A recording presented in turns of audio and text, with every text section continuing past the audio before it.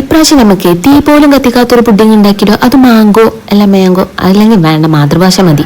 മാങ്ങ വെച്ചിട്ട് നമുക്ക് നല്ലൊരു പുഡിങ് ഉണ്ടാക്കാം. അപ്പം നല്ല പഴുത്ത 2 മാങ്ങ എടുക്കുക. അത് ഒന്നിനൊരു ചെറിയ ഡാമേജ് ഉണ്ടല്ലോ, സാരമില്ല, നമുക്ക് ആ ഭാഗം ചെത്തിക്കളയാം.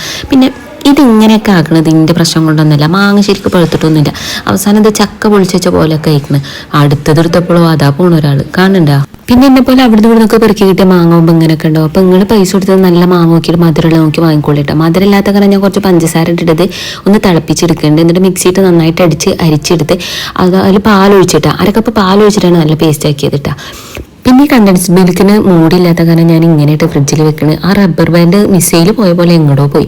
അപ്പം അതും കണ്ടൻസ് മിൽക്കും ആവശ്യത്തിന് വെച്ച് കൊടുത്തു. പിന്നെ വേണ്ടത് ബ്രെഡാണ്. അപ്പം അതിൻ്റെ സൈഡൊക്കെ കട്ട് ചെയ്ത് ഒരു പുഡിംഗ് ട്രേയിൽ സെറ്റ് ആക്കുക. പിന്നെ നൂല് പോലെ കാണുന്നുണ്ടല്ലോ, അതിവിടെ കുറച്ച് കേക്കിൻ്റെ ബാക്കി വിപ്പിംഗ് ക്രീം ഉണ്ടായിരുന്നു കേട്ടോ.